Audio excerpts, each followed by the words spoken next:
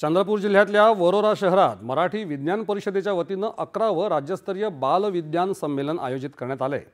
प्रसिद्ध शास्त्रज्ञ डॉक्टर ज्येष्ठराज जोशी, शास्त्रज्ञ डॉक्टर मानसी राजाध्यक्ष आणि समाजसेवक डॉक्टर विकास आमटे यांच्या उपस्थितीत आज या संमेलनाचं उद्घाटन झालं।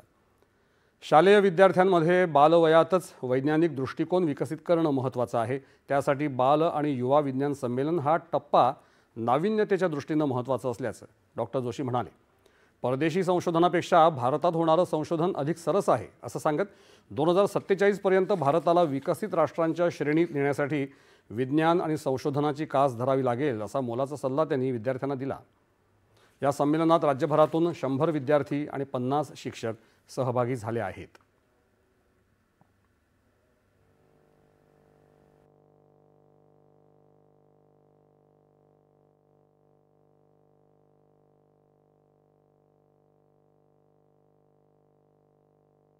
आत्ता आपली जी विज्ञान आणि तंत्रज्ञानामध्ये काम चालतं ते थोडं कितीतरी पटीने वाढायला पाहिजे।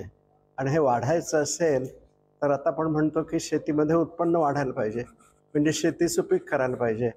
जर आपल्याला आपल्या समाजाकडून अशी अपेक्षा असेल की विज्ञान आणि तंत्रज्ञानातून चांगलं उत्पन्न यावं तर विज्ञानाची शेती ही वाढवावी लागेल। त्यामुळं अशी बालविज्ञान संमेलनं किंवा मोठ्या लोकांची संमेलनं अशी घडवून त्यातून नाविन्यपूर्ण काय निघतं, सोपं असतं नाविन्यपूर्ण। एखादी गोष्ट कळली की नाविन्यपूर्णता येते। हे जे विज्ञानातलं कळणं आहे ते अशा अधिवेशनांनी हळूहळू वाढत जाईल आणि आपला देश विज्ञान आणि तंत्रज्ञानामध्ये पहिल्यांदा संपन्न होईल आणि मग देश संपन्न होईल अशी माझी खात्री आहे। मंडळी, क्रीडा जगत काय म्हणते पाहूया।